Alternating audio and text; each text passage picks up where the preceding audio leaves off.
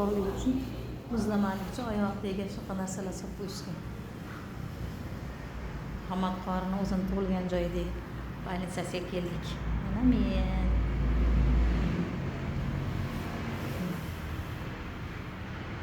qorini doktor yo'q degan больницasi. Juda ham yaxshi insonlar. Mana muzlamalik uchun eski pastellarni oyog'ida artib kiriklarni chiroyli solib, mana skotchlab yopishtirib qo'yishibdi. Mustahkam qilish oyoqlarni artib kirish uchun, tozalik saqlanish uchun. Mana Koreyada yosh qari yurolmay turgan odamlar ham qish sovuq bo'lsa ham fizyoterapiya qiladi.